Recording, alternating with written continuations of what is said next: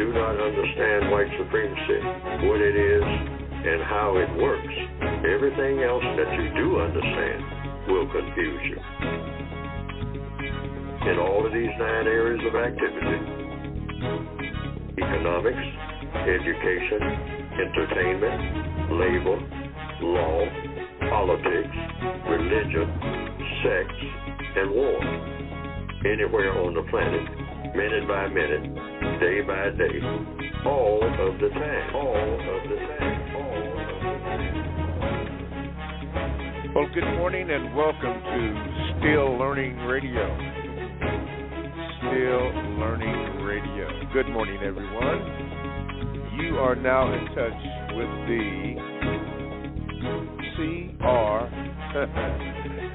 yes, the CR show. How about that? with Mr. Neely Fuller Jr., otherwise known as the United Independent Compensatory Code System Concept Show. Got a lot of titles here this morning, but welcome to the show. I'm searching for words in here because my mind just went blank here.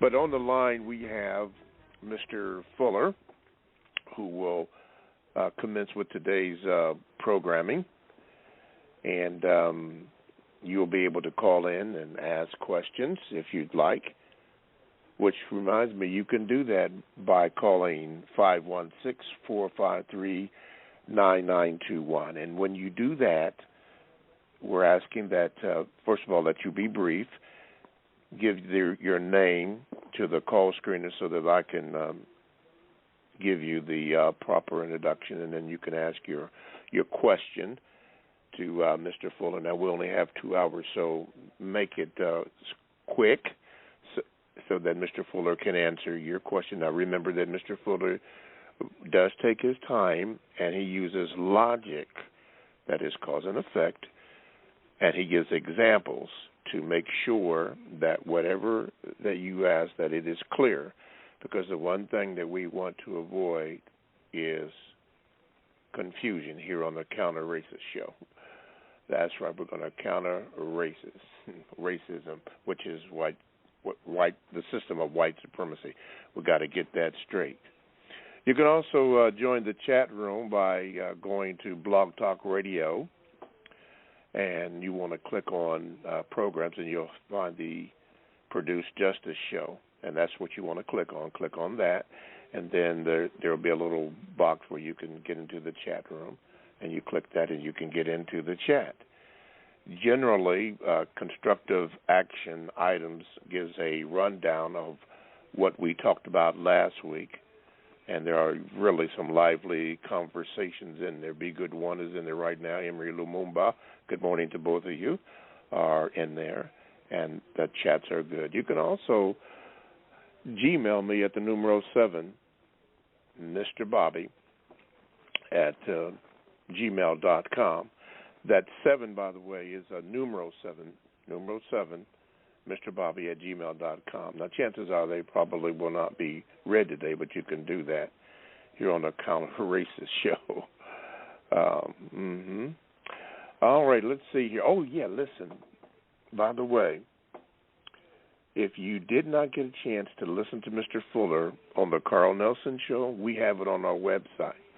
They're going to producejustice.com, and it's up there. I listened to it also on the website. It is up there, about an hour and 46 minutes, and it's very, very good.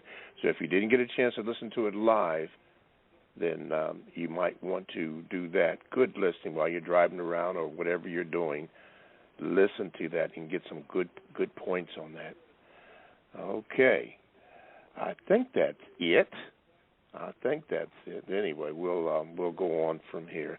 We'd like to say, first of all, good morning, Mr. Fuller, and how are you? Good morning. I'm still learning. You are still learning. Okay. And to start today's show off, Mr. Fuller, there's been several items that have been in the news since we last spoke. What is one article that got your attention or you would like to talk before we begin today's programming?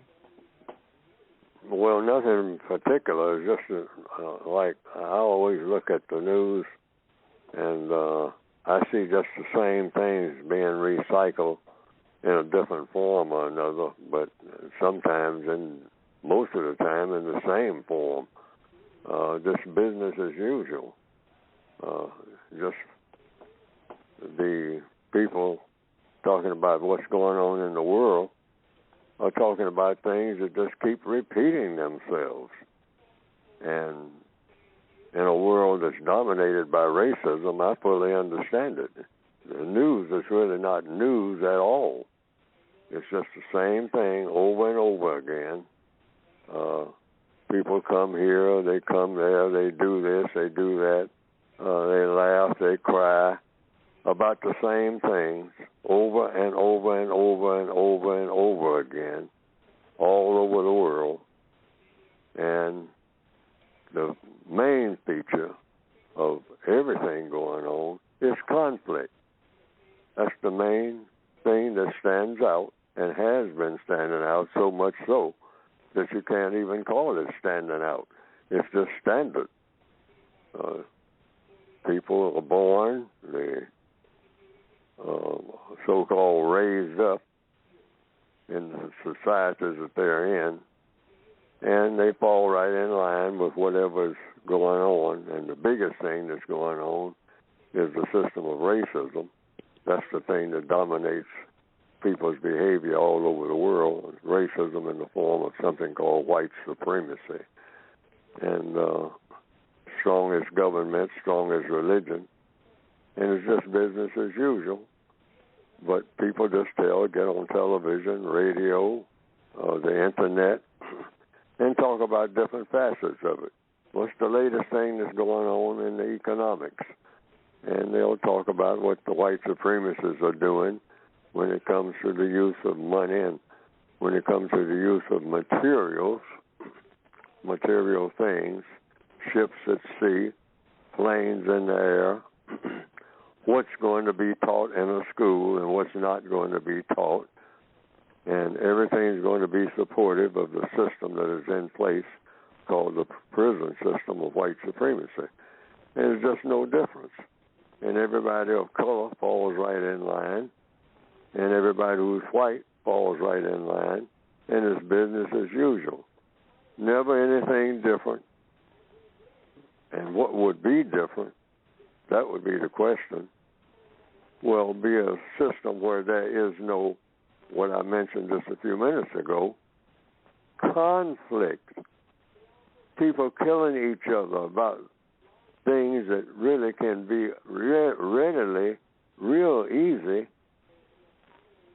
to avoid. Real easy. Just make up your mind at the snap of a finger. There's not going to be any killing. Nobody killing anybody about anything. What we're going to do is everybody's going to center on trying to make each day that they are given, and every day is given to the people who are breathing. You're given that. You're given the ability to breathe. Inhale, exhale. That's what breathing is. That's a gift. You didn't do anything to earn it. So you're supposed to be using it every one of those. Every time you inhale and every time you exhale, something is supposed to have happened with the body that you have given to do this breathing in. You were given this body and this mind. Something is supposed to happen that has a constructive effect. Every time you inhale and exhale, you're supposed to be inhaling and exhaling. When I say you, I'm talking about everybody moving around on the planet, and even the people who are asleep.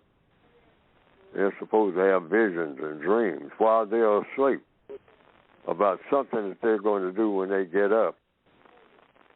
That's why they were sent a vision or a dream to solve a problem or to do something that's different to improve a situation that always can be improved and needs improving, and there are millions of situations like that. But people are just walking around, for the most part, mostly on account of the system of white supremacy, just looking for conflict, something to fight about.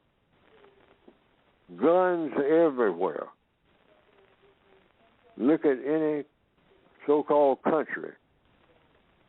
The people who have shoes on their feet are mostly soldiers. And they are driving around in vehicles, passing by people who are in huts who don't have any health care, any shoes on their feet, and they don't have a spoon or a bowl that has any food in it. But here's a soldier that's got plenty of ammunition, something that would destroy people. He's got a uniform. He's got boots all laced up, very expensive boots. Now, where did all that come from? In a village in which people don't manufacture anything. But there's plenty of equipment to destroy other people. Plenty of that. You don't have a plow. Some farmer behind a wooden plow, and it's falling apart. Something homemade, barely made, around a donkey that you can see its bones through the skin, trying to pull that plow so that that farmer can have a little bit of something to eat, maybe. But up and down that road that's nearby, that dirt road called a military road, you got tanks running all day, expensive hardware. All sent by whom? Someone who is very powerful. But they didn't send a plow. They didn't send any food. They didn't send any materials for building houses or anything, any kind of road that's not a military road. Get out of the way, you people with these donkeys and the few chickens that you happen to have, and let this armament by all over the world, over and over again. That's what I've been thinking about in answer to the question. And that is what we are supposed to be on this program, and as far as I can see, needs to be on every program, TV and everywhere else. Get rid of that nonsense. Yes, sir. And have everything be constructive. Everything being constructive. Yes, sir. Okay, importantly, you want to get in contact with this show, and forgive me, I had a brain little thing here. Here's the number, 516-453-9921. Let me repeat that, 516-453-9921. Particularly, we are searching for new callers. We have a special thing set up for anyone that's new. When you call into the show, we have something new for you. So call in, and we'll get you on here. Yes, and make sure that when you do, please, ma'am, sir, please be brief so that Mr. Fuller can answer your question. Okay, starting off, we're going to go to New York, and Darnell, I believe. Let's see here if we can get you in here. Okay, you're on with Mr. Fuller. Good morning, and how are you? Good morning, Mr. Bobby. Good morning, Mr. Fuller. Good morning. Good morning, sir. Mr. Bobby, I got a VGQ and a question, if that's okay. Yeah, go ahead quickly, please, sir. Mm-hmm. Okay. Mr. Fuller, according to the code, can you give me an example of how the white supremacists use buffers in the system against the victims of white supremacy, so it's harder for them to get justice? Oh, you're just like in any prison camp, which is what every black person on the planet is in. The prison camp called the system of white supremacy. That's a prison camp. The whole world is a prison camp for a person of color. So just imagine every day we're prisoners of war. and our prison uniform is our skin color. So in a prison system, anybody who is somewhat familiar with prisons, a lot of black people are, just imagine a prison, the whole world being a prison.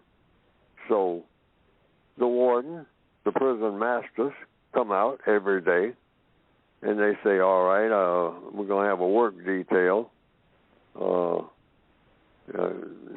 This group of prisoners over here of 25, they're going to be road building.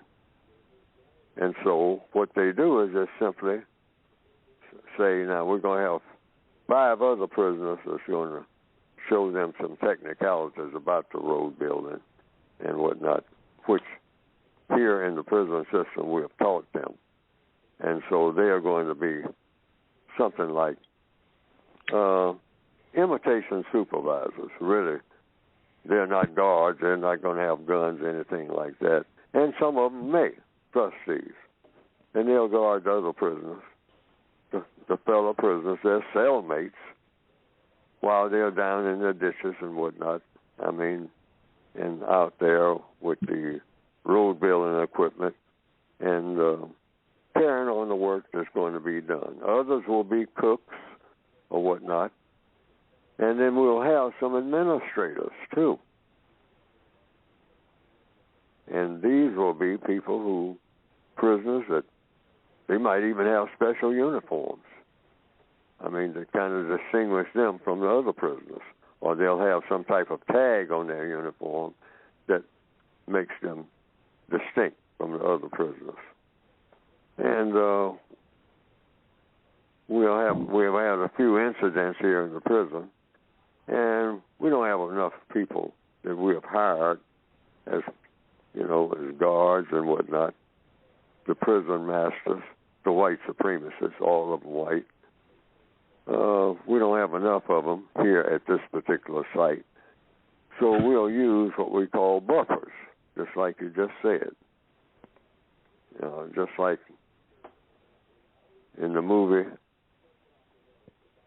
Godfather,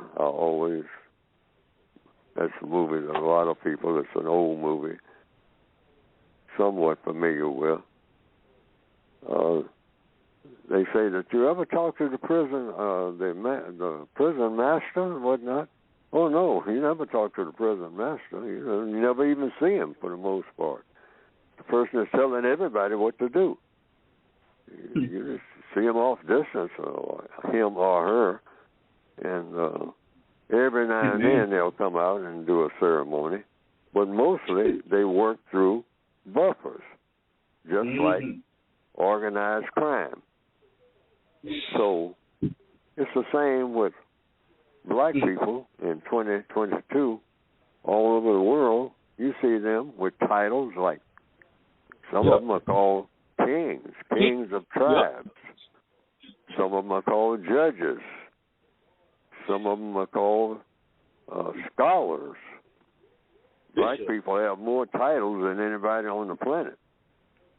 No power. They don't have any power. That's where the difference is. Now, the people with these titles are the buffers. Okay. But don't get mad at them, because we are all buffers as prisoners. Mm-hmm. When you're a prisoner, you just do what you're told. It doesn't make any difference if you're called judge or you're called this. You're not from under the system of white supremacy. And they know that. But they are put up for other black people to get mad at. Mm-hmm. And we fall right into that trap. That's nothing but a trap. No point in getting mad at your fellow prisoners, because that's what they are. Every black judge is a fellow prisoner. They are in captivity. They are slaves. Slaves to what? The system of white supremacy. Every black person on this planet is that. Absolutely. No exceptions. Mm-hmm. Donor, what was your VGQ quickly? Oh, yeah. My VGQ is the United Independent Compensatory Code System Concept, a compensatory counter-racist code, 2016 version by Mr. Neely Fuller Jr. is a great book to have in your collection. Thank you, Mr. Bobby. Thank you, Mr. Fuller. All righty. Thank you, Darnell. Thank you very much. Okay. So you can get Darnell out there.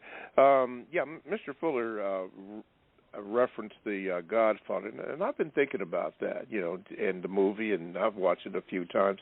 I took a little more of a critical look to it and what they did, the families fighting, and it reminds me of dividing portions over land or whatever they were doing. It reminds me of the Russian and Ukraine war and the global system of white supremacy, which is a global system, the system of white supremacy, and how they battle or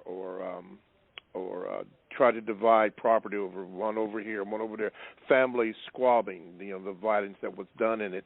And it reminded me of something that I've heard, and 888 Rita, you can be on this in the chatters too, the information that was in the 1884 Berlin Conference or the Congo Conference and what they did to the continent of Africa. For those that don't know, I'm not going to sit up here and tell you, but you might want to look at that and see what happened under Mr. Bismarck, what they did. That is the Congo Conference or the Berlin Conference of 1884. You might want to check into that. Let's go to Milwaukee and Corey. Corey, good morning. What are you? Greetings, gentlemen. Mr. Fuller, I've been reading the original version of the code book lately, and I noticed behind your name in several places you have, I'd say it's an equation, 1/0. I would like to know if you can just expound on that and explain that. For me, it makes me feel as if like one out of nothing. We're slaves in the system of white supremacy, and so can you explain what that means, Mr. Fuller? And can I remain on the line? Thank you. That's just yes. It's a personal reference that you won't see on the 2016 edition because I just added that on the back cover of the 1984 edition. Neely Fuller Jr., 1, in parenthesis, 1/0. And a lot of people have asked me about that. I just put that as a part of my title and a part of my name. Who is Neely Fuller Jr.? He is 1/0. And what is the 1 for? He's one person who amounts to nothing in the system of white supremacy. Because we all came from nothing, and we'll go back to nothing. But then nothing is supposed to be something. So it's just something to give a reader a thought. But it caused more confusion than it cleared it up because I never explained it except in the text, in the word guide, I think it's in there, in the back of the book of the 1984 edition. But that's all it means.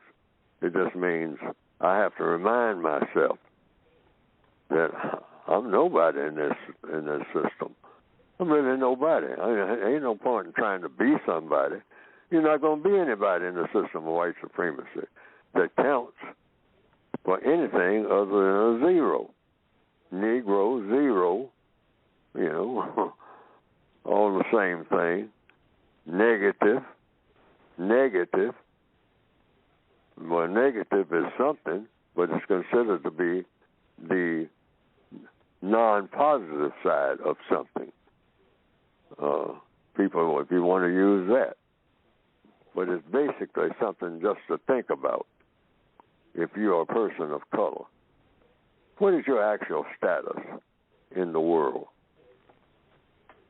You're 0. Nothing. Now, zeros do amount to something because they're zeros. Zeros add to whatever's already in place. See? In essence, that's what it means. You put a 1 in mathematics, and then you can add as many zeros. Now, the zeros do what? They make the 1 look good. The more zeros you add, you have 1.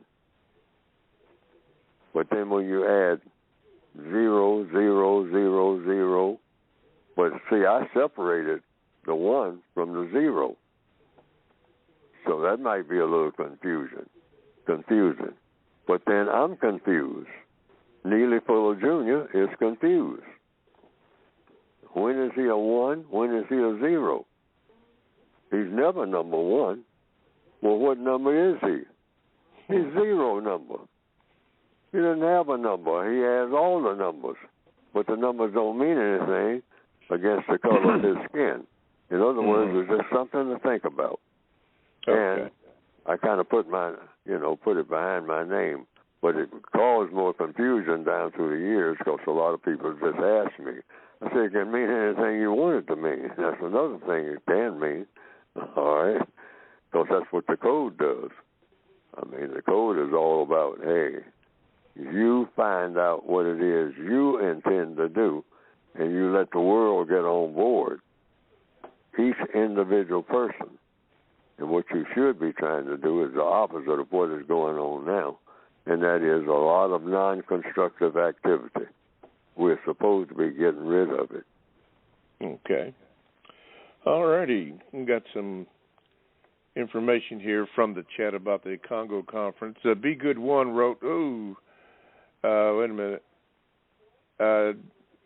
Be Good One wrote this, that basically was the European colonization and trade in Africa during the new imperialism period and coincided with Germany's sudden emergence as an imperial power. They scrambled for Africa. They divided Africa in that action, which was not a good thing.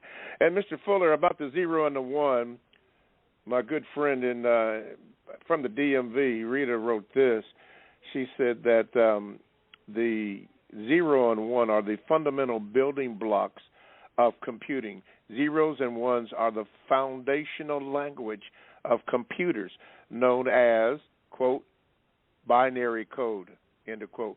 They are means by which artificial intelligence, AI systems, process information. In other words, it's the language of the universe. Yes. Mr. Fuller, yes. Mr. Fuller is tapped in without even knowing it. He should look up the binary code. He came up with that in the first edition. Astounding. Yes, that's what it is, Mr. Fuller. Good job, Rita. Good job. That's why I like the chat room, because they give out good information. And speaking about information, we're going to inform you of this. We are going to take a station break. You are listening to the CRCS, the Counter Racist Code Show with Mr. Neely Fuller Jr. I am your co-host, Mr. Bobby. Now, to get in contact with the show, all you need to do is to just call this number, 516-453-9921. And when you do that, give your name to the call screener so that they can put it on the screen for me, and I'll try not to butcher it up. So you can do that. Please be brief with that, because as you can see, Mr. Fuller uses a lot of illustrations to emphasize the point that he's trying to make, to avoid confusion. Because we are looking for constructive results. To anybody that's new to the program, you will hear that.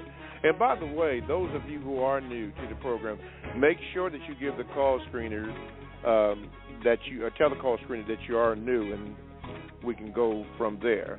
All the materials and things that are mentioned in the show by Mr. Fuller can be obtained by going to producejustice.com. That's producejustice.com. You'll find all kinds of information there, including but not limited to Mr. Fuller on other program, which is the Carl Nelson Show, which he did last Wednesday, I believe it was. Yeah, last Wednesday, and it was a very good show. If you have not heard it, my suggestion is that you take a listen to that. But all the materials, including the books that Mr. Fuller will speak about, can be obtained by going to producejustice.com. That's producejustice.com. All righty. Now, let's see. Let's go to Oh, yeah, we got to go to Brooklyn. Yeah. Toussaint is in the house. Hey, fine. You're there. Hey, how you guys? Good morning, Mr. Bobby. Good morning, Mr. Fuller. Good morning, sir. Good morning, sir. I have one quick and concise question. Mr. Fuller, is there any place on the face of this planet where white supremacy is not the dominating power dynamic? If so, would you be able to elaborate on where? And if not, would you be able to elaborate on why not? I have heard that and I would like there's to stay on the line. Place. I have not heard that there's any such place the whole time I've been on the planet. What about China? I've heard that China is not subject to the the question would be just what you just said. Are the Chinese, people who are called Chinese, subject to the system of white supremacy? And I say the answer is the Chinese, people who call themselves Chinese, or the place that is called China, is subject to the system of white supremacy, in my opinion. Now, that could be, a lot of people say, no, that could not be so. They have been to Shanghai. They have been to Beijing. They have looked at what's going on there. They're not subject to anybody. I mean, they're off and running like you wouldn't believe. I mean, they're massive. They'll knock your eyes out. I mean, these people, you talking about all of the Chinese?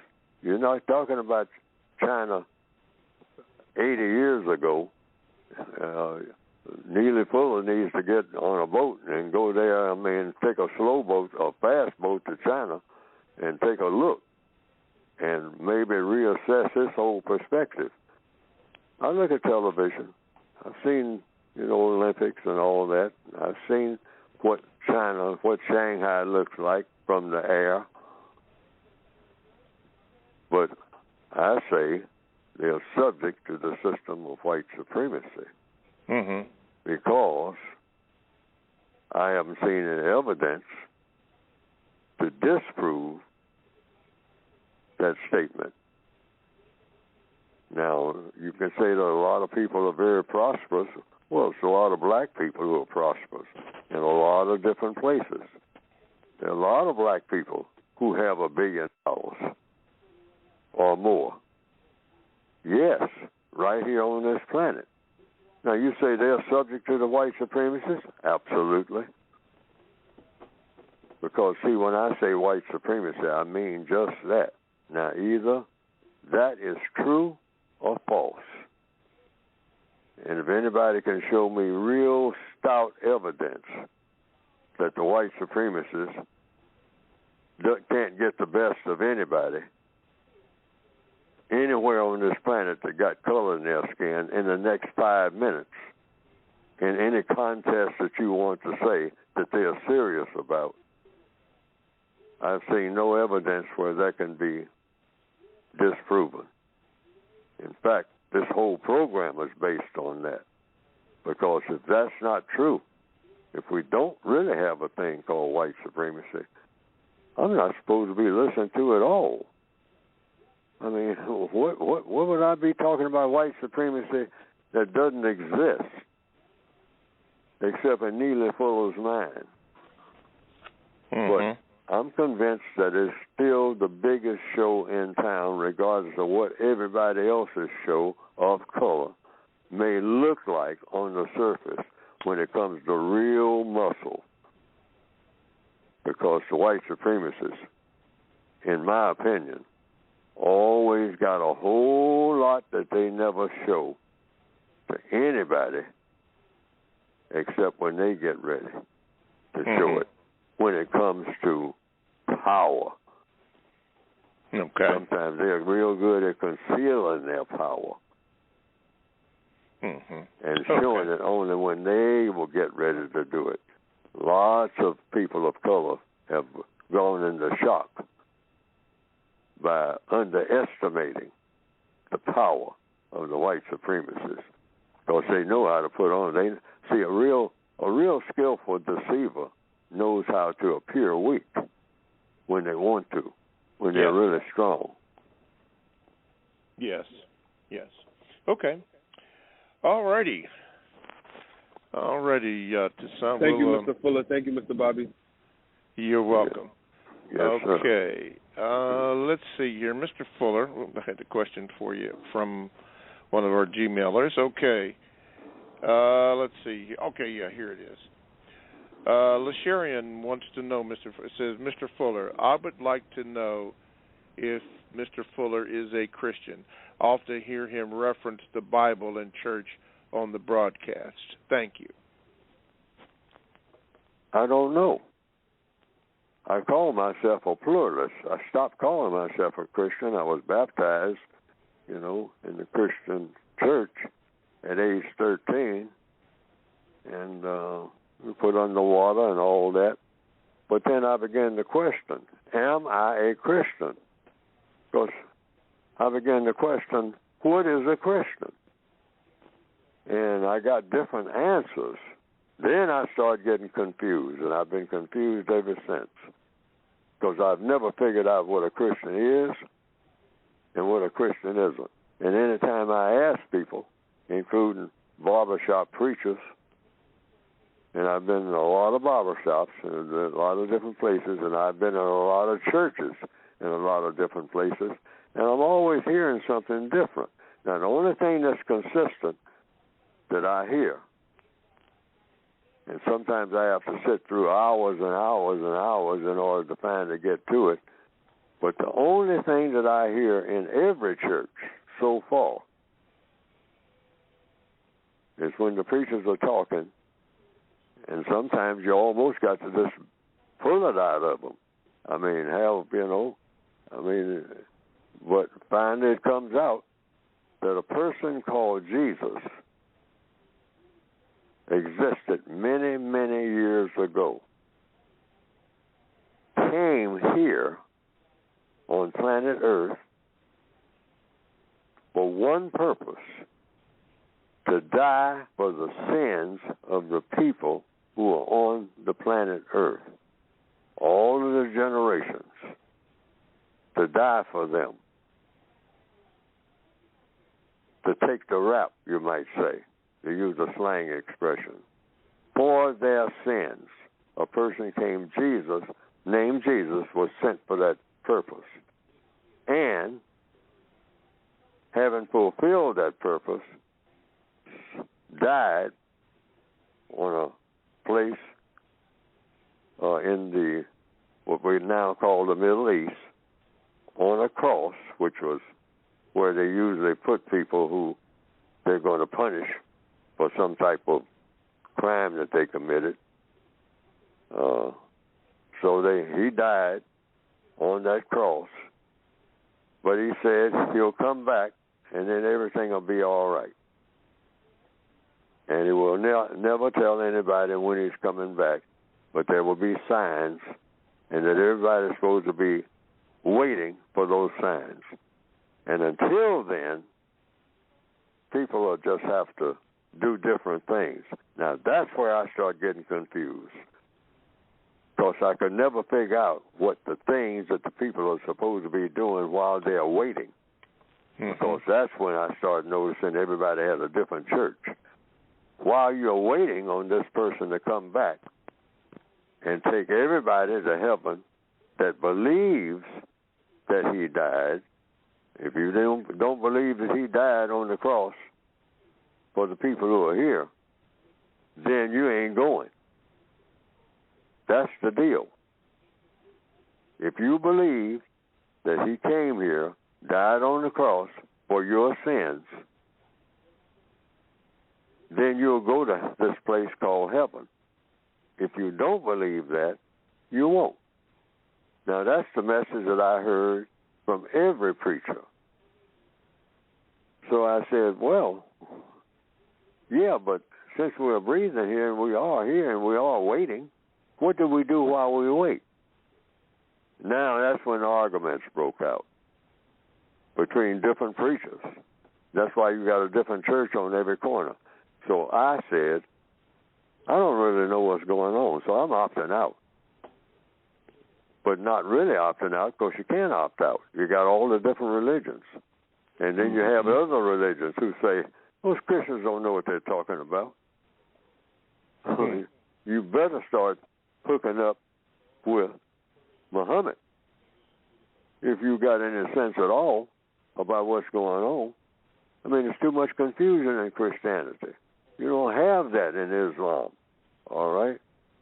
And then other people say, well, all of you are making a nice effort, but we Jews, we know what the real deal is.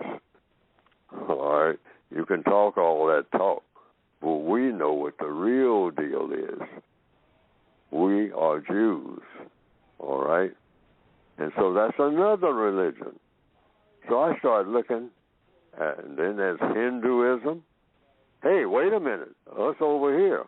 You talk about Muslims and Christians, you all are minor operators. You all got no idea about nothing. And the little few ideas you do have, you got it from Hinduism. All of it is an offshoot of Hinduism, one form or another, passed down. It's the oldest religion on the planet. So Neely Fuller's listening to all this. And I'm saying, I am what?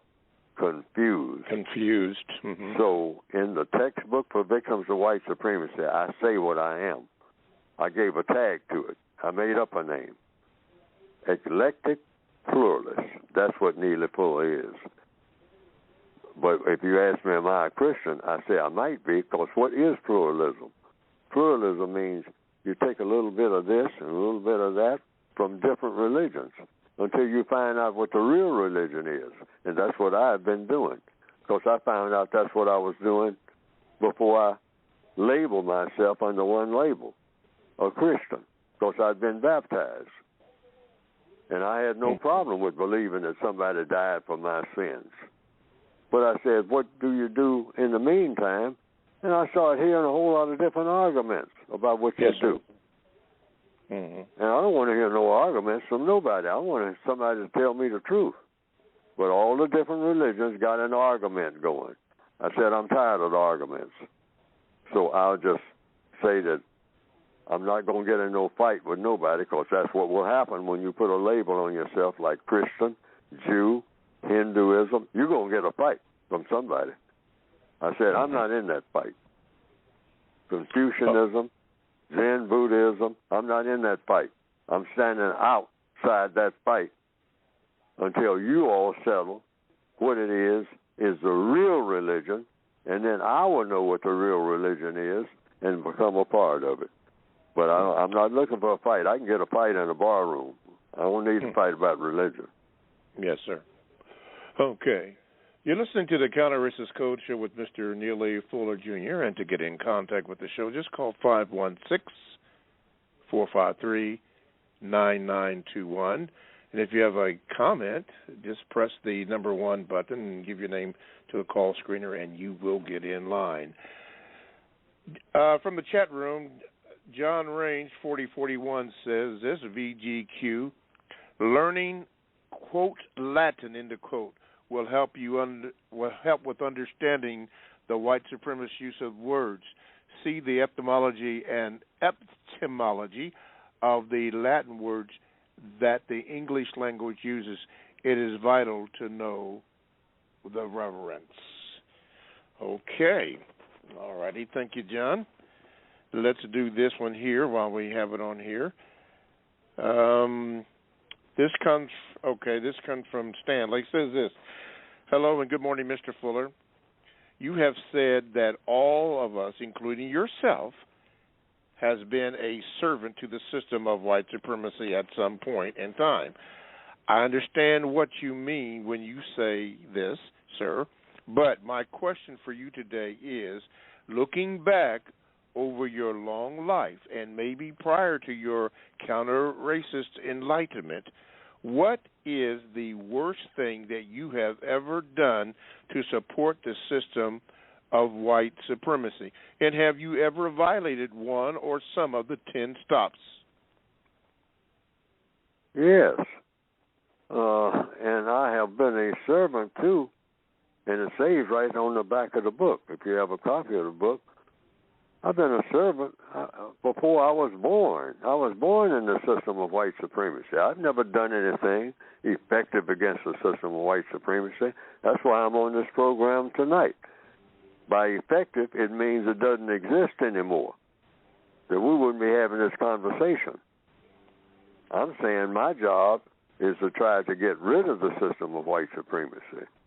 It's not any point in time when I came under the system of white supremacy. Before I was even conceived, my mother was in the system of white supremacy, and her mother, and her mother, and her mother, and her mother, and her mother, and all of the great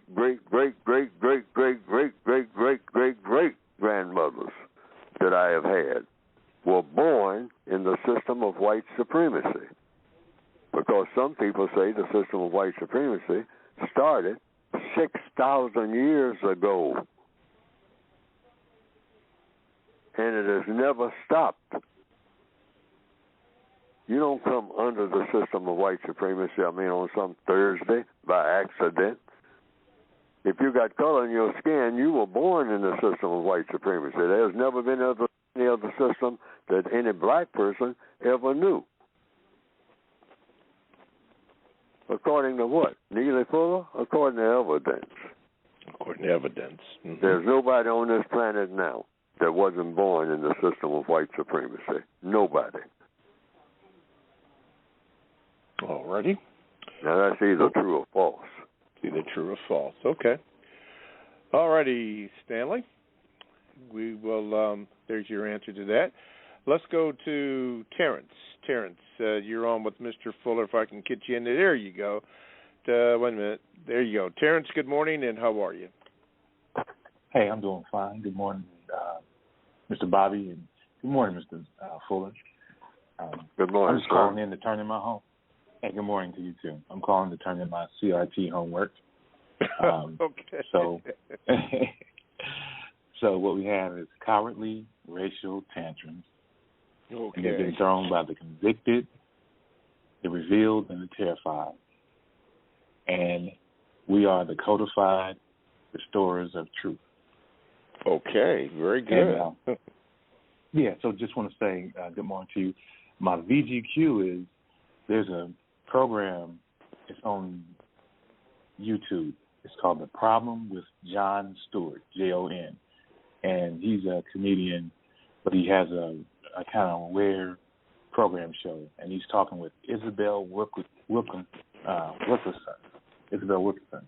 And she's the author of the book Caste.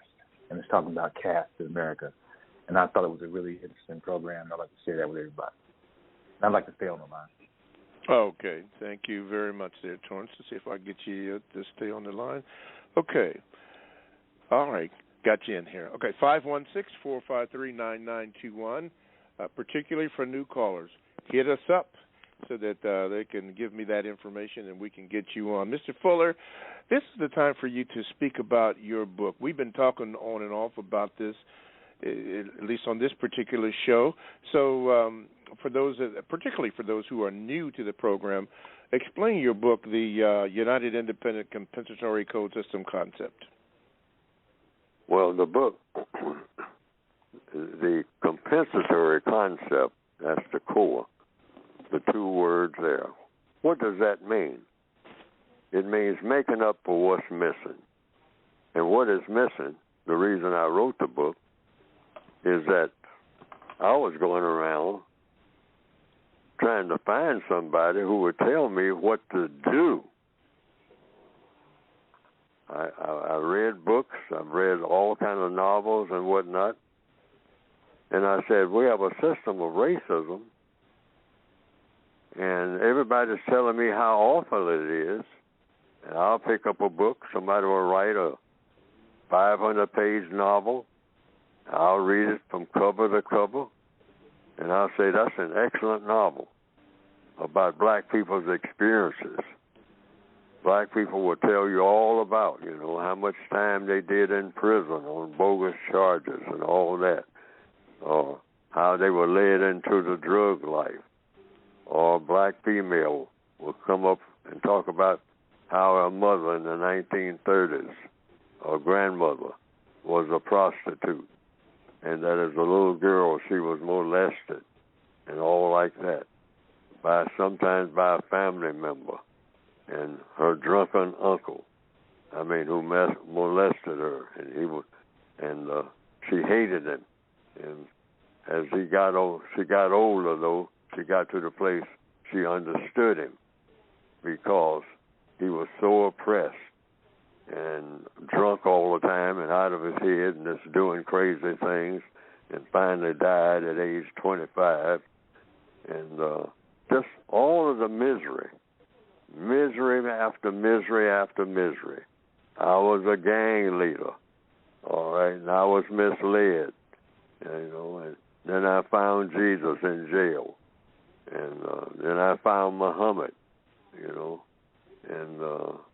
then on and on and on. But I couldn't find any books that told me what to do about anything. The do's and don'ts on a daily basis that would be addressed to me and my problems individually. And I said, since I'm not finding one, I'm going to try to write one. And I think, in my own fumbling way, I say that I've written the worst written of one of the very best of the worst written counter-racist guides ever produced. But I recommend that people get it, because it tells you a lot of things to think about: thought, speech, then action. You think before you speak, and before you speak or act, you do your thinking. But you think, then you speak, then you act on what you are thinking and speaking about. That's the sequence. So I say I'll try to base the book not on other people's experiences so much, but on logic that came with the universe. I said, because logic has never failed. I don't want to read books about failure and whatnot. I've been there and done that. I want to read what works and what works every time you do it. So that would be something that would have to be codified, like a key that you might have in your pocket, a house key or something like that. It has a code to it. You try to work that key in any lock except a lock that is designed to fit, and you got a problem. You probably have to tear up the whole door before that will work. You can get in or out, and so everything in the universe is that way. It has a key, and once you find out where that key is that fits that particular lock, it's always something you can rely on. And I said, that's the type of book I'm going to try to write. What to do about problems that black people have, and that every time you do or say what you do or say, it works for you and not against you. And I tried to find books like that.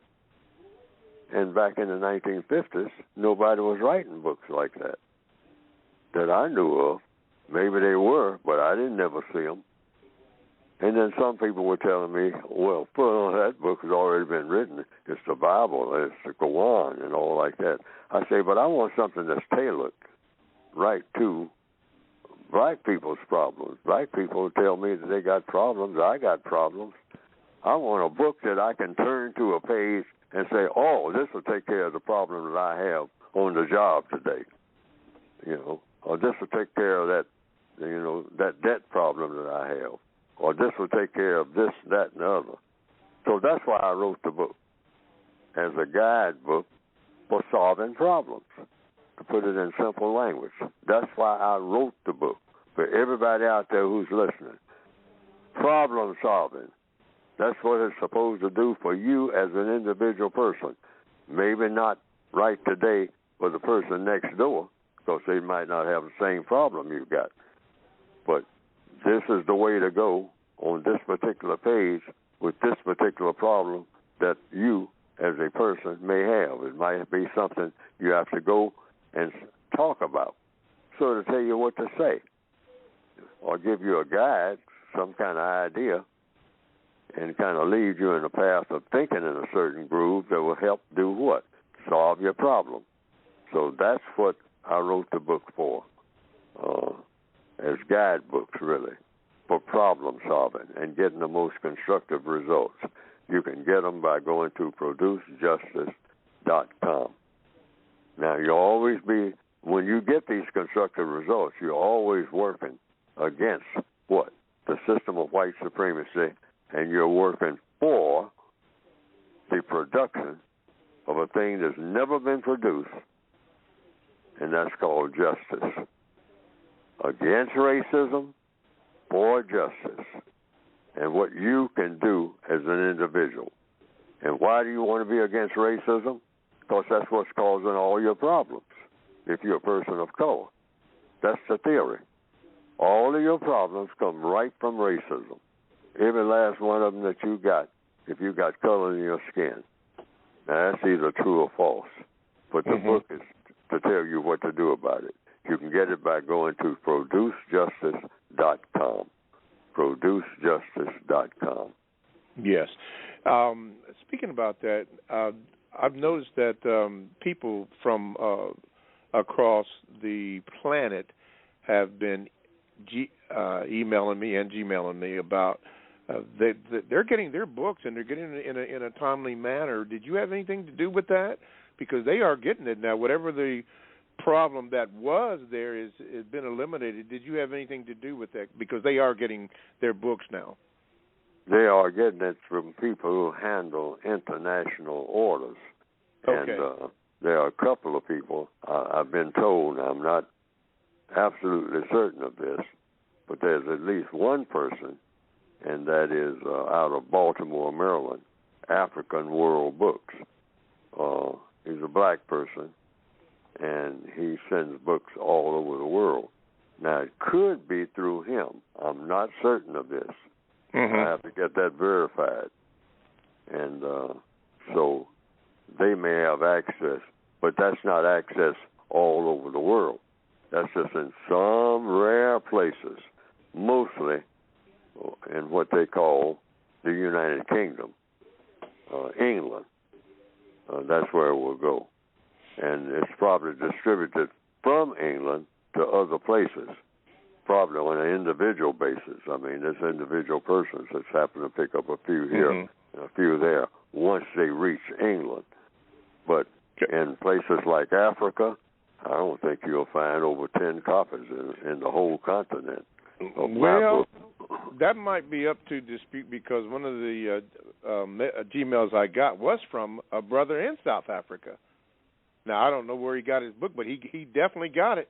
No, he wrote me and told me that he had it. And I thought, okay, well, good, that the books are reaching out, going on down there. That's why I asked you about that distribution. There seems to be a positive uptick in people receiving the materials that they have requested, and that's good. That's always good. Okay. And the book itself recommends that everybody who is thinking about writing now should think about, and there are a few books that tell people just specific things about what to do on the job. If you have a job working around white and black people and other people of color. Yes, sir. How to conduct yourself in a manner that will produce what? The most constructive results. Just keep that in mind. Anything that will produce constructive results and get rid of non-constructive results. All right. That's all. Just keep that in mind, those two words. All right, constructive results. Okay, we've come to the conclusion of the first hour of the Counter Racist Code Show with Mr. Neely Fuller. Stay tuned for the second hour of the Counter Racist Code Show. If you have to go, we'll see you next week. But for those who are going to stay Stay right there. Don't go away. We will commence the show in 7 seconds.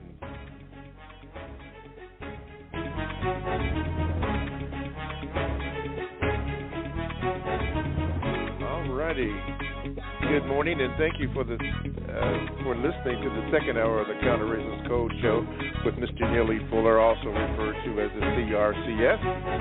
And we thank you for listening. The first hour was outstanding. If you'd like to get in contact with the show here in the second hour, just call 516-453-9921. Make sure you press the number 1 button, and you will get in line, particularly if you are a new caller. If you are a new caller, please do that. Please do that. Mr. Fuller will be discussing the topic of the system of white supremacy, which is racism, and questions should be directed toward that.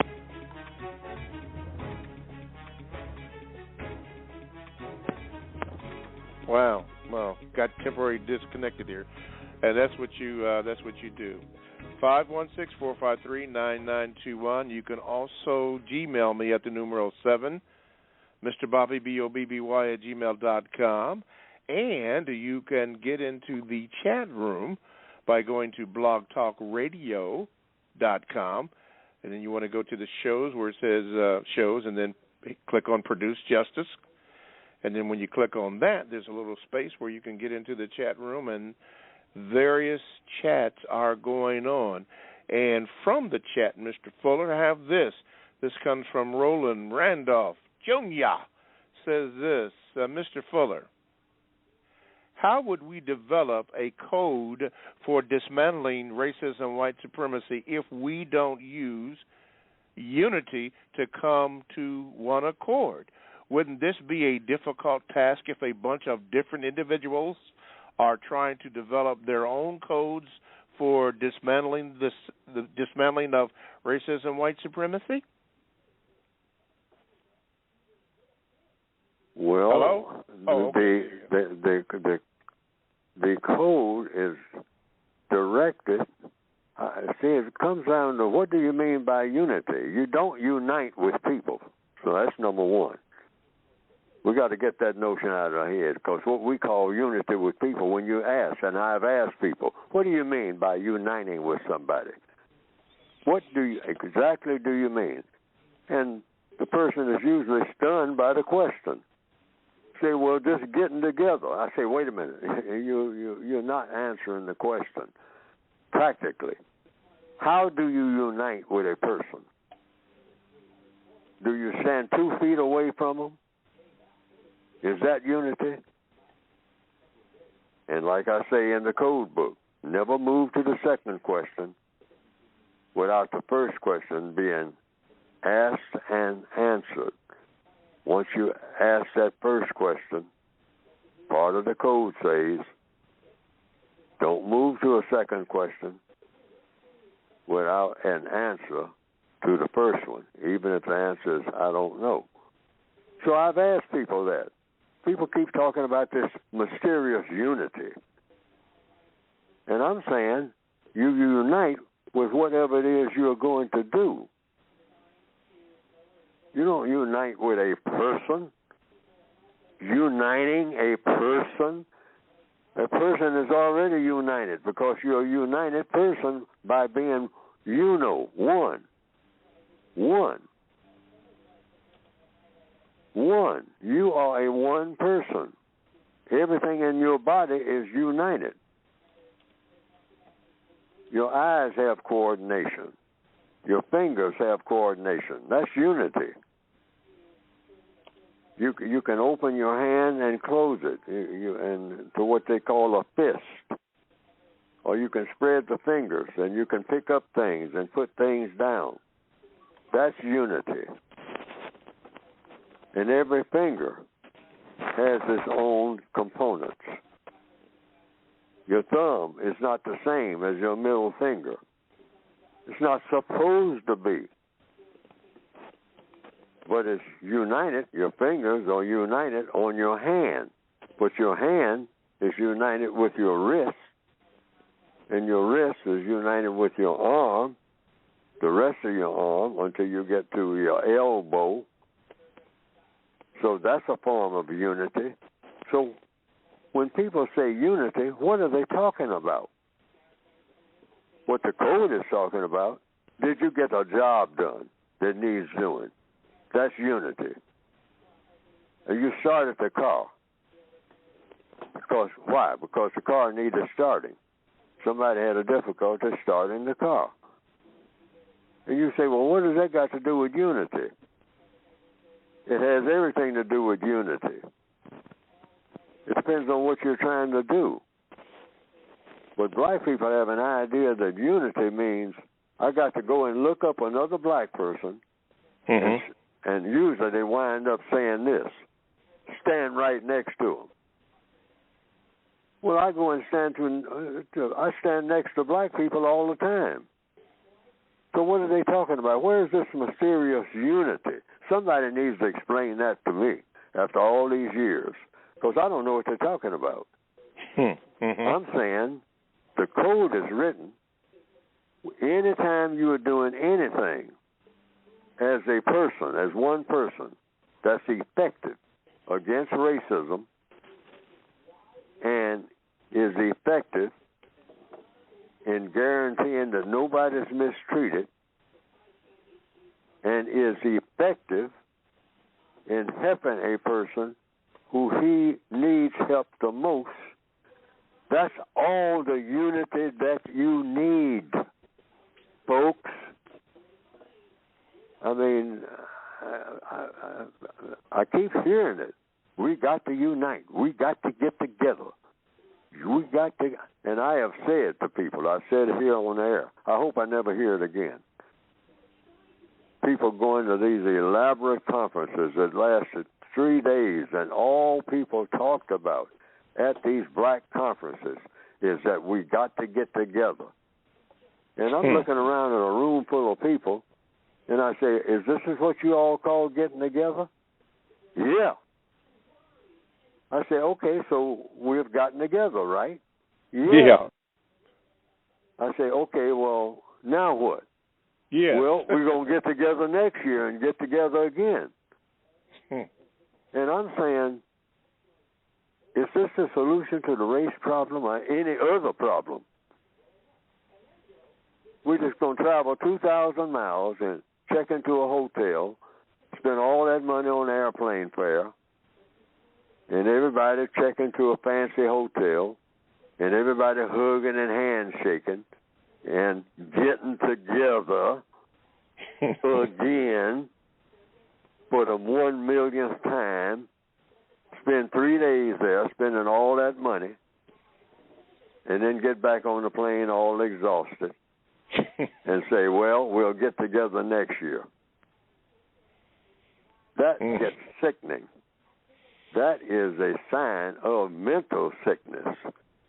So somebody got to explain to me when they say, when do we get together? And they got to tell me, what is all of that about?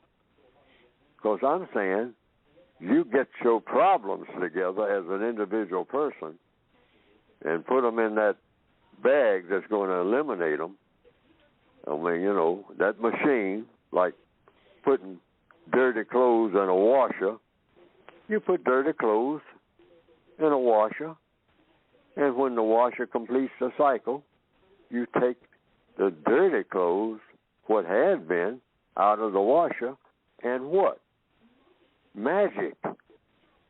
The clothes that you put in there are now clean. Now that is united. That's unity. You do something constructive.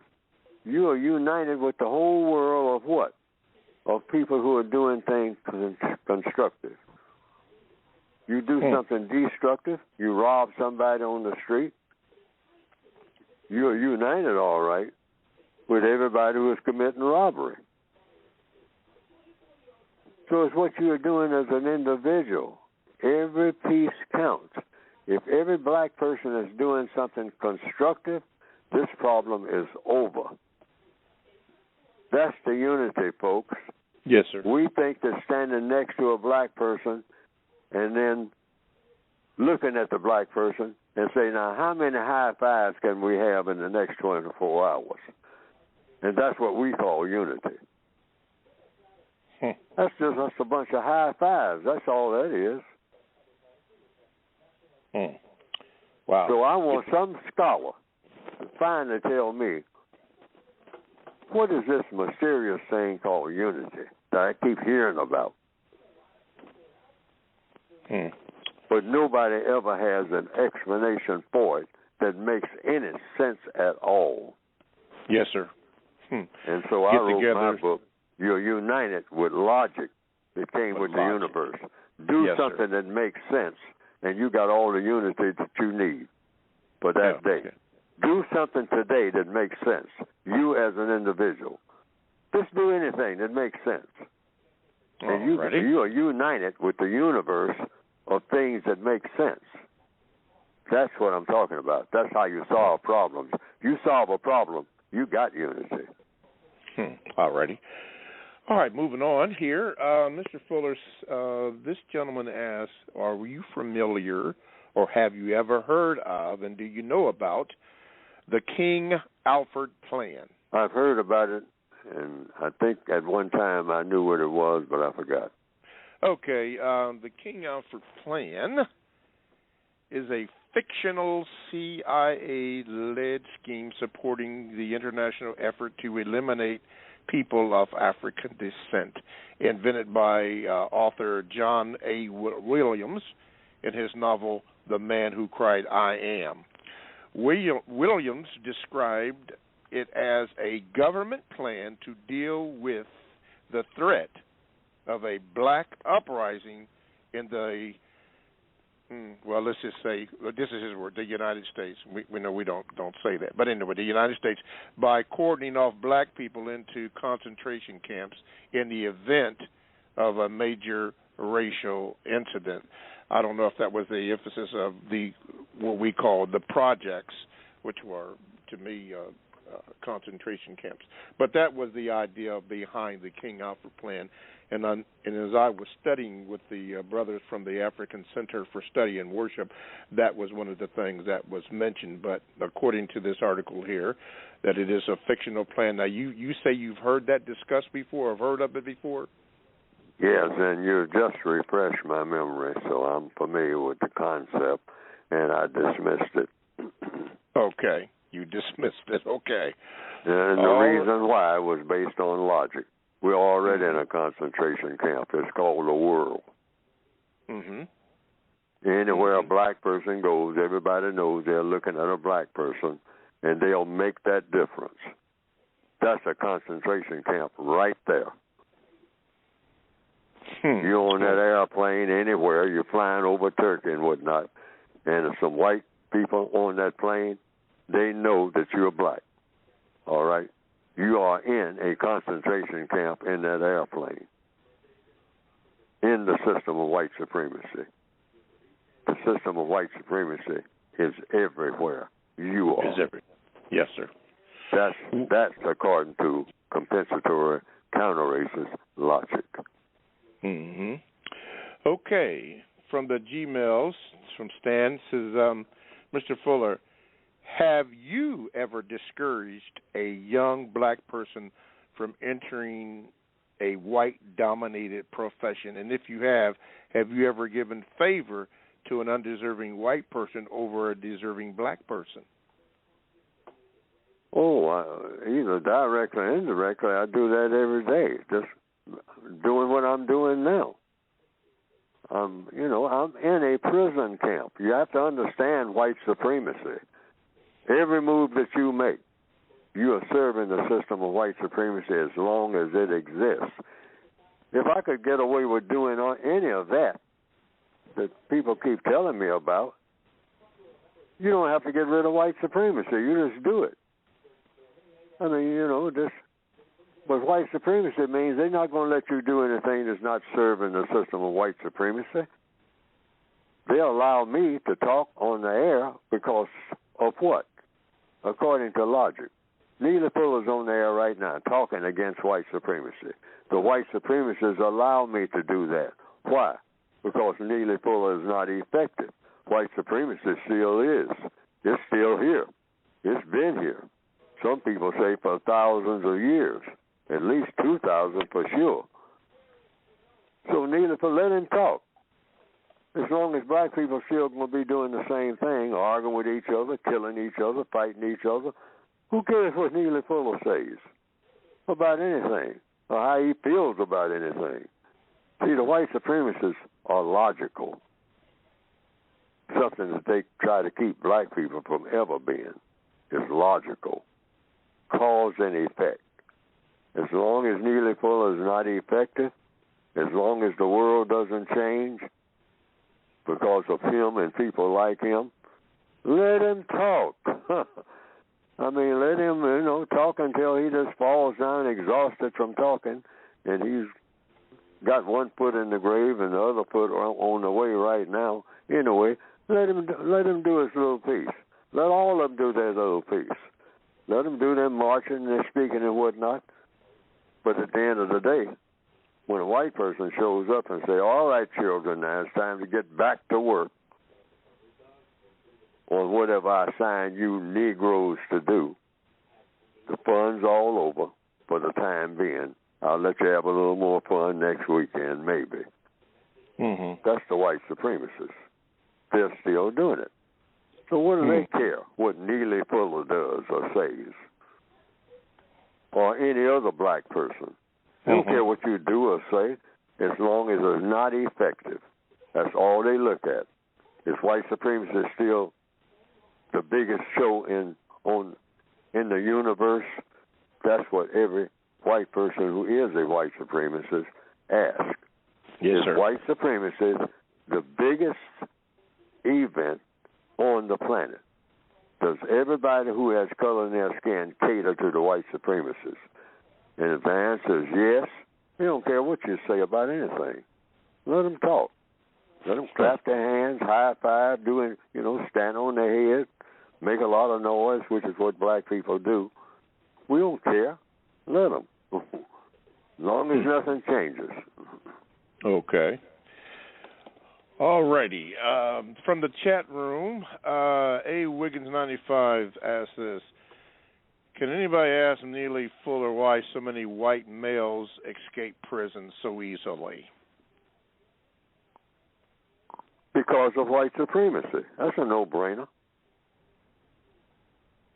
You minimize the number of white people in jail if you got a whole lot of black people in there. Because people who say they have done a lot of prison time, they say it's mostly black or people of color who are in there.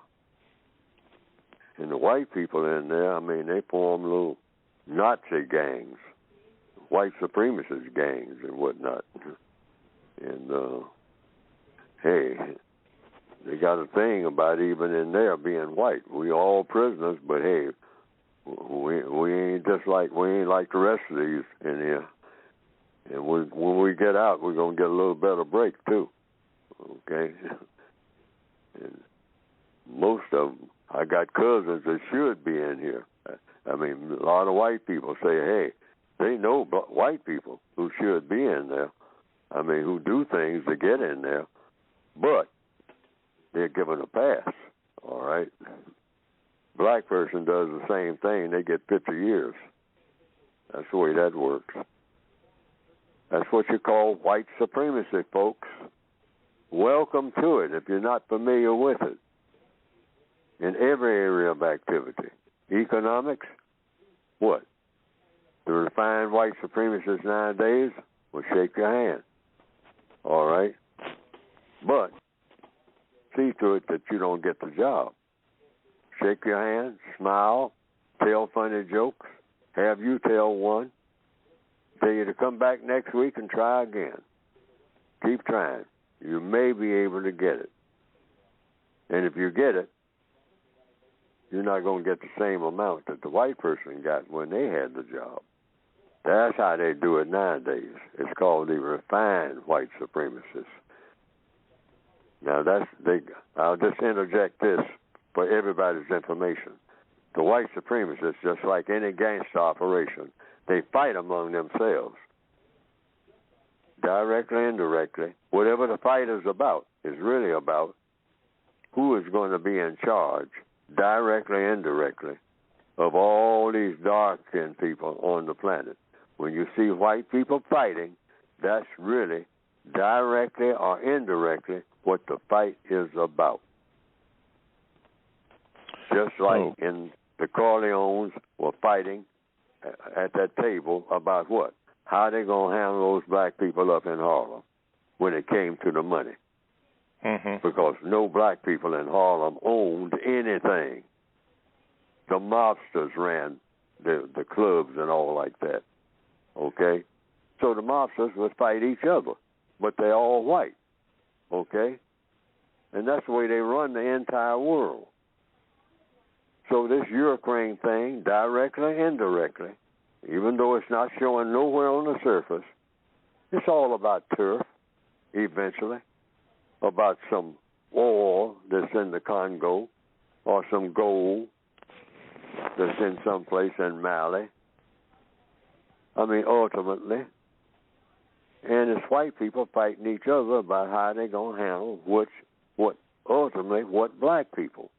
That's what so-called World War II was about, and indirectly World War I. So they just ran it back to square one in having arguments, gangster arguments like gangsters do. Racism is a gangster operation. If you know anything, and some black people do know about gangs, it's the same principle. You're fighting over turf, and you kill each other about it. And it's not just about the turf, it's about who's going to be the top dog, the boss of bosses. But the people that you're exploiting, selling the drugs to, you don't care what happened to them, and that's the black people. Yeah, we sell it to them, but we're going to fight about who's going to get most of the money from selling. That's all it's always about. That's white supremacy. Okay. Got another Gmail, but let's go to Anthony in Nashville. Let me see. Or Anthony, anyway. Let me get this in here.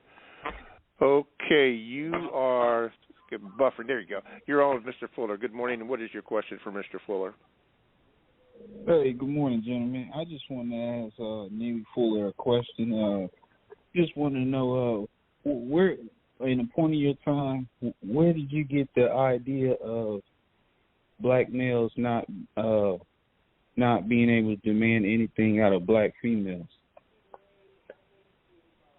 Oh, we can demand, but only if the white supremacists allow us, and they do allow us to beat up on black women. They allow that. Yeah, we're licensed to do that. In fact, definitely beat up on them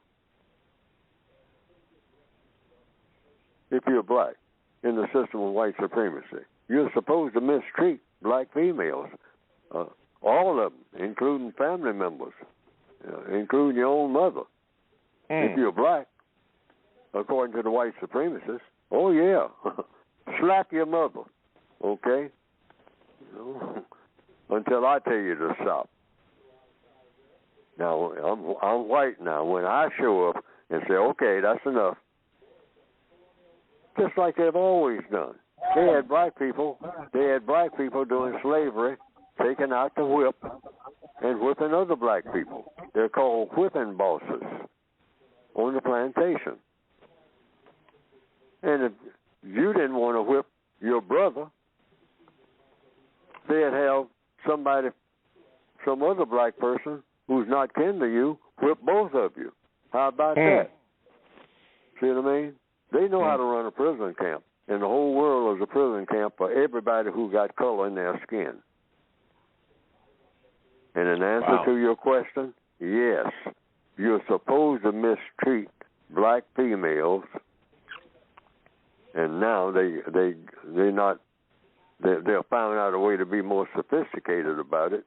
They'll say, hey, I'll fix it so you don't mistreat your sisters or your mother, or call them names. Try to figure out another name to call a black female that looks just like you.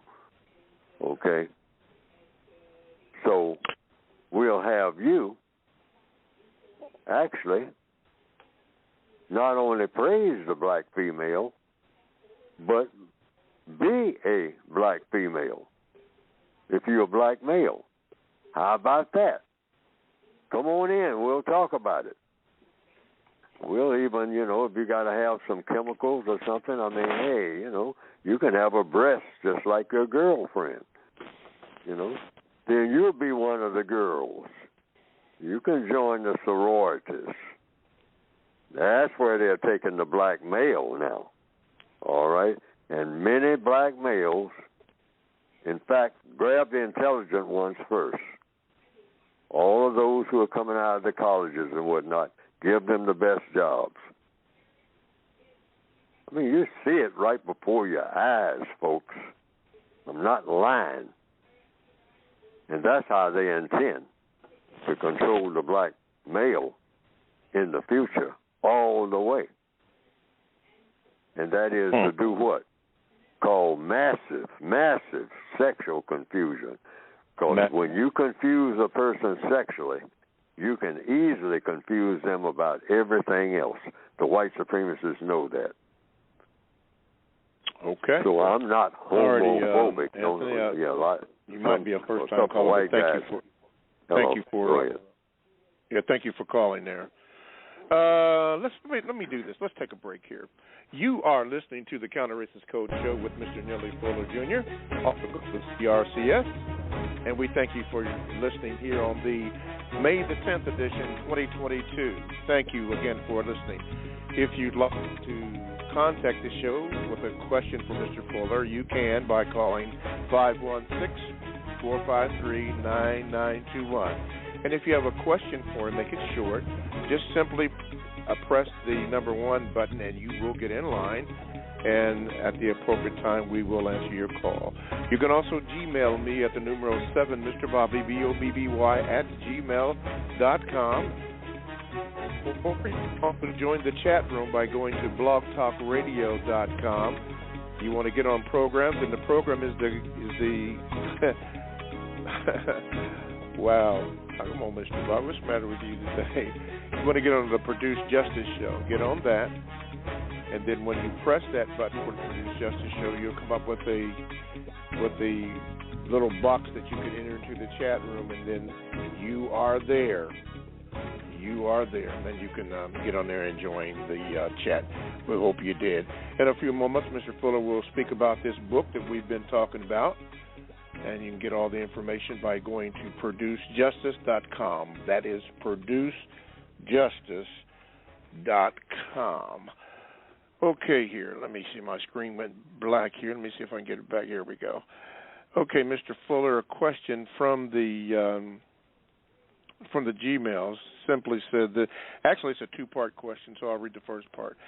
First part says this: if a non-white person is charged with a criminal offense, how can they argue that they was only charged due to systematic racism, white supremacy, as an offense without repercussions? Well, it's probably going to be repercussions, whatever you mean by repercussions. Either it's true or it's false. I mean, if you're in court, if I was in court today, and I always say that we're always in court. Everybody on this planet is in court. Everybody is on trial, each and every day. That's a part of the code. Mm-hmm. That's a part of the counter-racist code. You're always on trial. You're always in court. So what do you want in a court? You want the truth. So you just say, I said what I said, Your Honor, and always be polite. That's a code requirement. Always be courteous. Always be polite. Keep your voice down if you can. I get kind of loud on this program, and I'm not supposed to do that. That's anti-code. All right? But if you're in what they call a court, and you should always conduct yourself like you are on trial and in court if you're a person of color in the system of white supremacy. You should always talk like that, like you're already in captivity now. So you go for whatever is what the white supremacists do not want black people to ever do, except when it involves them, is tell the truth. But you tell the truth about your condition. First of all, who you are. And you just simply say, you're a victim of white supremacy. You're that more than you're anything. You might be a number of things. You might be a dishwasher, or a lawyer, or a cab driver, or a forklift operator, or a teacher, or a doctor. But you're subject to the system of white supremacy. And you say that because it's true, Your Honor.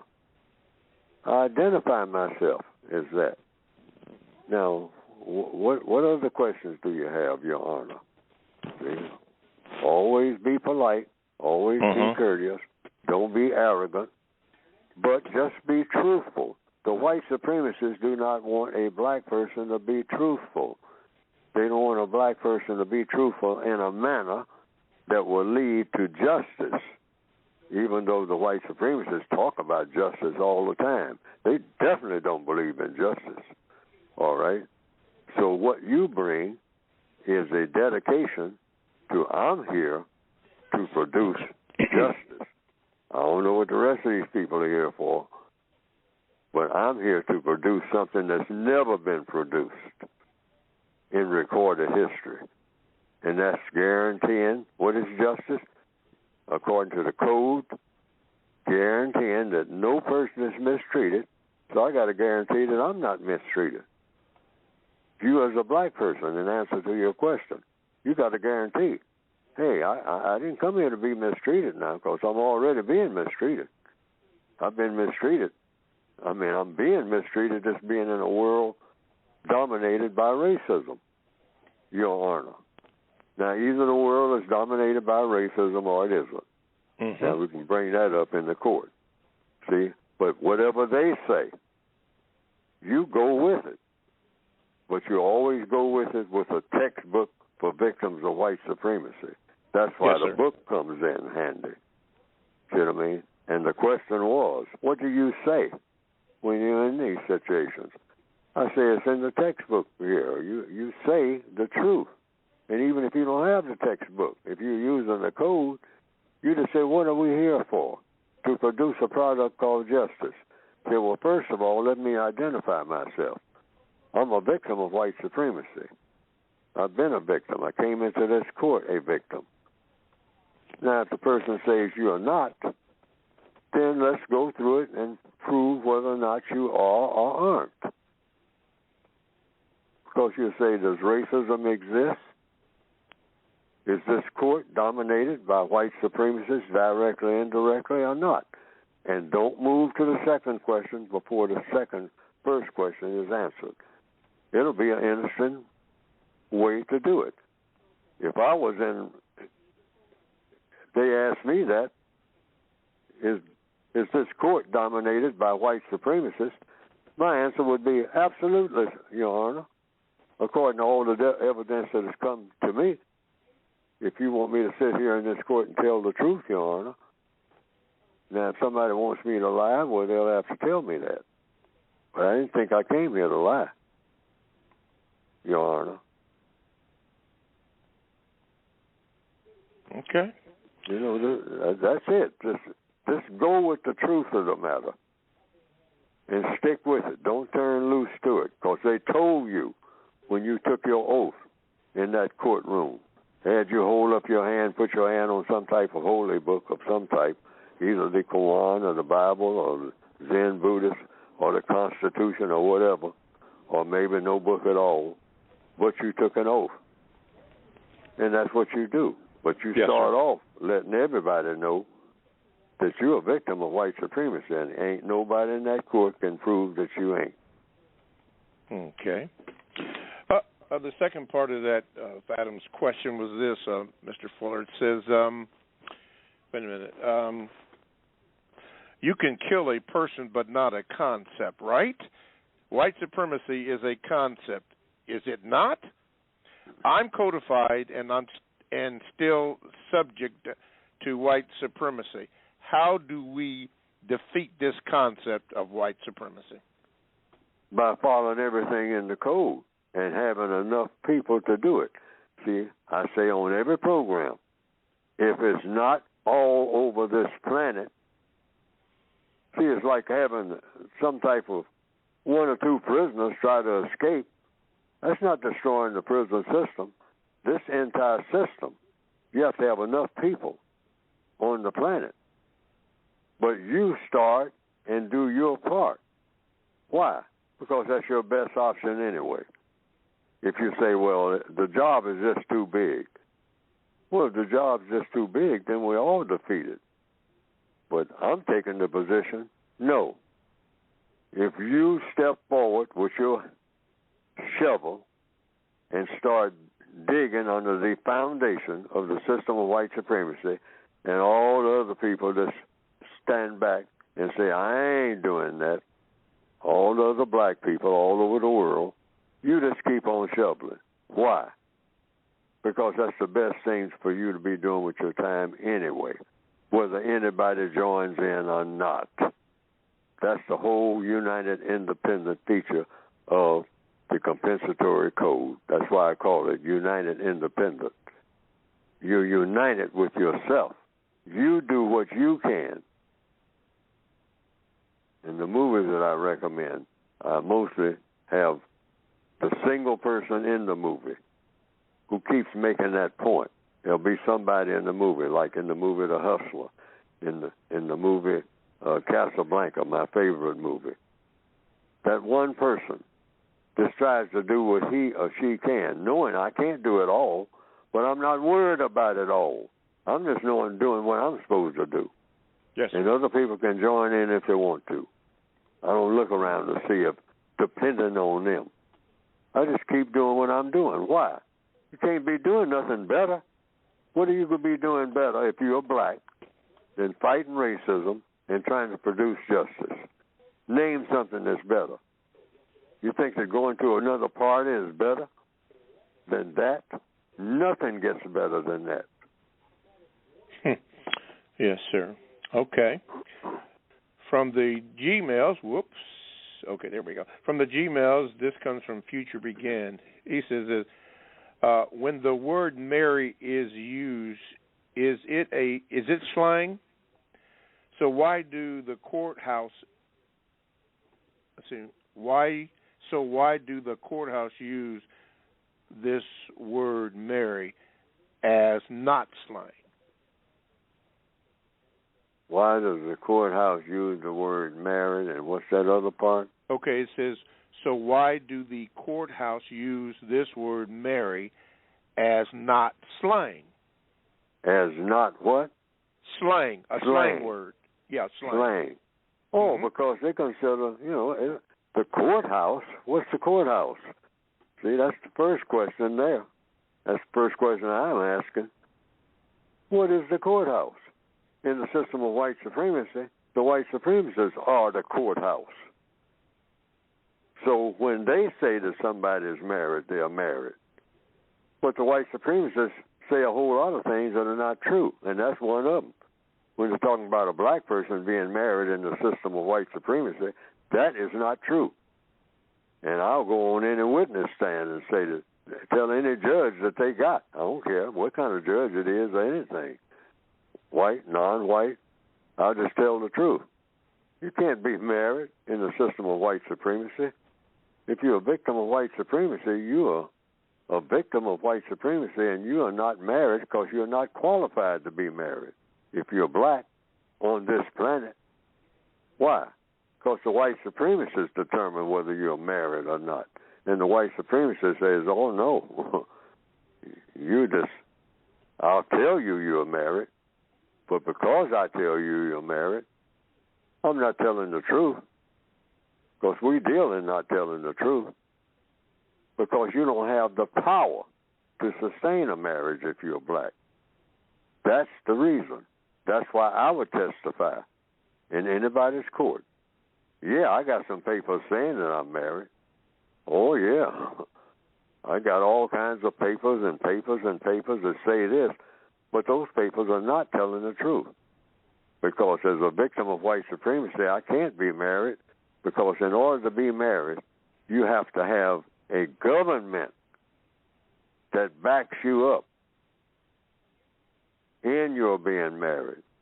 And I am the victim of a government, not the government of the United States of America. I'm not the victim of that. I'm a victim of the government of white supremacy. And that is more powerful than all of the so-called governments. And I come under one government. And the name of that government is, in capital letters, the system of white supremacy. Now, Your Honor, I either just lied or I told the truth. And I'm not going to lie in this court because I know I can't get away with it. All right? And I'm talking about if I was on the stand this morning anywhere on the planet, that statement that I just made, I would make it. You can depend on Neely Fuller to make that statement. If you ever see Neely Fuller in a court and that issue comes up like that and I don't say it exactly the way I just said it, then you can say Neely Fuller is a big phony and has been, because in the time of really putting it to a test, he didn't meet the test. I'll meet that test. I'll say I'm more a victim of white supremacy, Your Honor, and to this court and this jury than I am anything else or ever have been. Every minute I've been on this planet. And I have served only one government every second, even before I was born, because I was in my mother's womb serving one government, and that is the system of white supremacy. And I'm not lying here on this witness stand. Okay. Oh, okay. Brendan, new caller from New York. Got you in here. What's your question for Mr. Fuller? Good morning. Hello? Good morning, Brendan? Dr. Fuller. Yeah, Can you what's hear that me? noise in the background? We have to eliminate that. Oh, there we go. Okay, go ahead. Sorry about that. Can you hear me clearly? Yeah, we can hear you. Go ahead, sir. Okay. Good morning, Dr. Fuller. Thank you so much for accepting my call. I'm not a doctor. That's all right, but that's okay. I mean, you can call me whatever you want to, but I'm not. A lot of people object to me having that title of doctor, and that is a correct objective, regardless. Some people say it's an honorary title. No, I've never cured anybody of anything. I'm still under the system of white supremacy. I'm just a fellow prisoner to those who are people of color. That's an honorable stance. I'm sure you know, a lot of people would say that, you know, you deserve the title regardless. But I guess my question is, and I apologize if it's not fully formulated yet because I have a million questions for you, but the main question I have right now is that I've just been having a lot of conversations with Black people in different spaces all over the internet, and there's a lot of talk going on right now, particularly about genealogy, where people's lineages lie, and how that may impact or lead to the ability to make a case for reparations and things of that nature.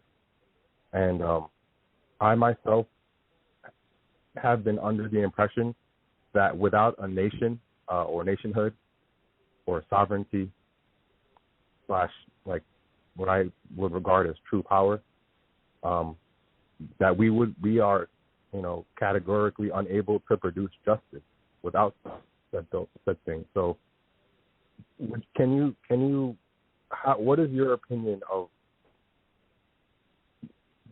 basically I'm trying to ask, can we achieve sovereignty without Black people in the diaspora coming together in a fashion similar to, say, how the Chinese come together and kind of, you know, they wherever they are on this planet, Chinese people still recognize their Chinese nationhood status. Is that something that is required for us to achieve true power and sovereignty? Okay, let Mr. Fuller answer your question. Go ahead, Mr. Fuller. I am saying on this program, and the only reason for the existence of this program is what we need is a code. Now, I'll have to ask some questions about what I'm being asked. What is sovereignty? What is coming together? I talked about that earlier in the early hour. Mm-hmm. That's a term I never want to hear again. I don't ever want to hear black people talk about this coming together. I've heard that over and over again. That's a slang. That means absolutely nothing. I have found that it meant nothing because when I've gone to conferences, all I heard at the conference was, we got to get together. And then the next speaker, the next day, 24 hours a day, we're going to have a 3-day conference on solving black people's problems. Everybody comes to the mic. And finally, either in the beginning or the end or in the middle or all through, everybody who comes to the microphone, we got to get together. Now, what we need is a nation, or what we need is sovereignty. And we just got to have unity. That's what we need, folks. Ain't that what we need? Yeah, that's what we need. Everybody starts stomping their feet and high-fiving and running up and down the aisles. The white supremacists stand back and say, as long as they're talking like that, we got them. We got them forever. In fact, we'll help finance it if that's all they're going to do. Just come together and talk about coming together. The code says you do something every day constructive. You're black, and you do something that produces a constructive result. That is the coming together. Just that one thing. You've done more to come together, whatever that means, sovereignty and all the rest of these fancy words, coming together. I don't even know what that means. But if you're a black person and you solve a problem today that produces a constructive result, that's coming together. That's the only thing that's coming together. It's not 1,000 things. Just every day, every move that you make produces a constructive result. That beats every speech that's ever been made about coming together that will ever be made. That's the message of this entire program. Every day, every time I'm on, every Tuesday, every line that I write is about that kind of coming together.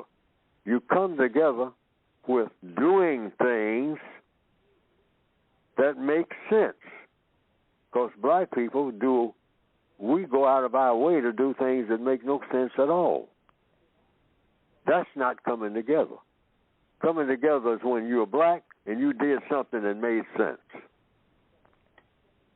It doesn't get no better than that. I don't care who you come together with or don't come together with. You come together with that and you got it all. You got it all.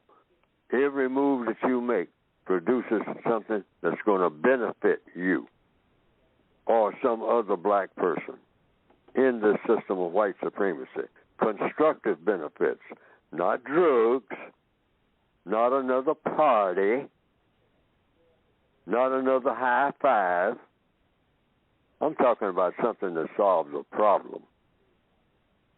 Solve a problem, that's better than any coming together that you can name. Just a simple thing like solving a problem that you have or another black person, another prisoner of war has. That's coming together. That's the definition of coming together. That's the definition of sovereignty. Solve a problem. What problem? Every one that comes up. And don't tell me black people ain't got no problems. Every black person that you talk to got problems. I know I got them. If somebody can solve the problems that I got right now, I can give them a whole list of them that I'd like to have solved. I can hand out,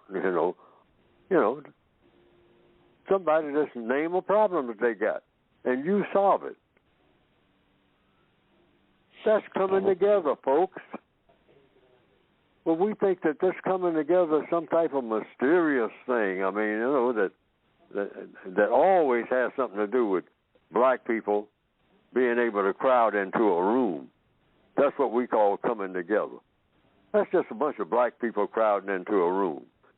Every prison is that. Yes, sir. Just a bunch of people crowding into a big room or a bunch of little small rooms. Mm-hmm. All righty.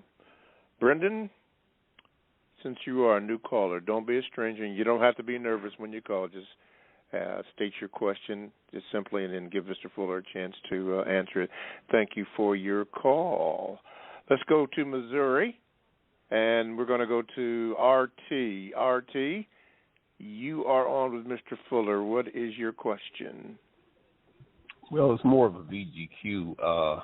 Mr. Fuller, I was thinking to myself that I don't care what kind of education black people have in America, it's only designed to do two things: strengthen the system of white supremacy and make some person who classifies himself as white rich. And that's been going on since slavery. So everything that we do is designed to make them rich and to strengthen the system. If he's paying you $50 an hour to work at his company, then he's making $200 an hour off of your labor. And that hasn't changed since the days of slavery. So what is your opinion? Do you think I'm correct in making that statement? Sure. The system of white supremacy is designed to support white supremacy in every area of activity, not just going to school, but all the 9 areas. And some people say you can add 10, that would be health, all right? Health disparities is something you hear on TV and on the radio and in the chat rooms and whatnot. And in reality, black people, and even with this COVID thing, black people are getting the worst of it worldwide. All right, they see to that. That goes with the system of white supremacy. That's why I have written a book that helps us to get on the path of thinking about you got to get rid of the entire system. There's no such thing as you just peck around it here and peck around it there. I mean, the little pecks do add up if there's enough of them, all right? But it's got to be quality stuff. It's got to be razor sharp, okay? You have to understand that when you are working on a job, you're working for the system of white supremacy. Why? It's the only show in town. That's what supreme means. It doesn't mean something you run into every now and then. It means it governs every move you make. If you're a prisoner of war, you better believe the prison master knows where you are and what you are doing at all times. But they don't really have to watch black people because we're on automatic. But we do the same things over and over again. And mostly, what does that consist of? Just black people being made to work according to what the white supremacists lay out for them. And then when we get a little breathing space, go and look up other black people and start some mess.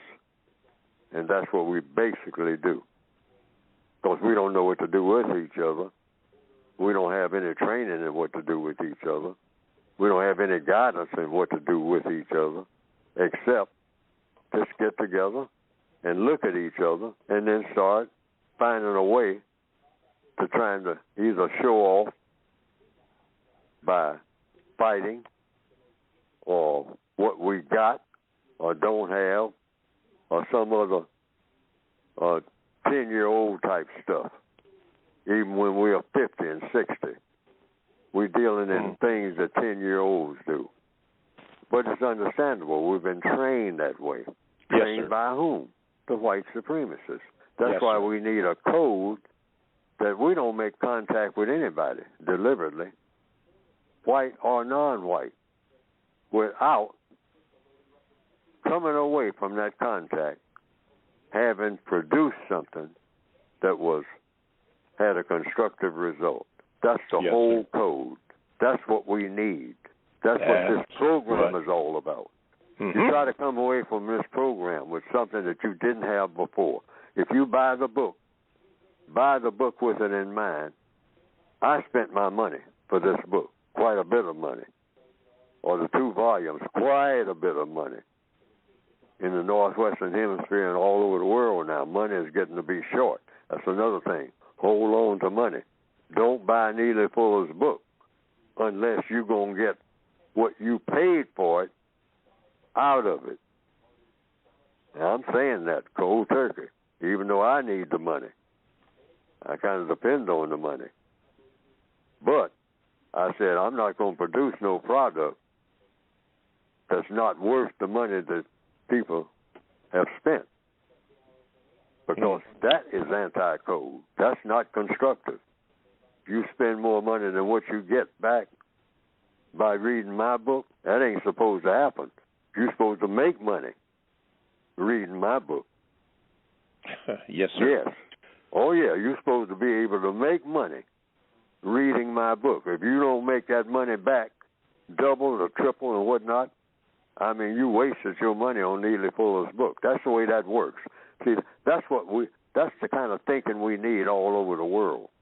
If you don't get something constructive out of it, stay away from it. It's got to be constructive. Yes, sir. Well, that comes to the conclusion of the May the 10th, 2022 program. Thank you, Mr. Fuller. Thank you for all the callers.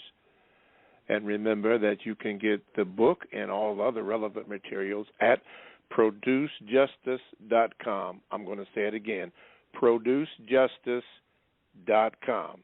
You can also get that interview Mr. Fuller had on the Carl Nelson Show last Wednesday. We have it all set up at producejustice.com.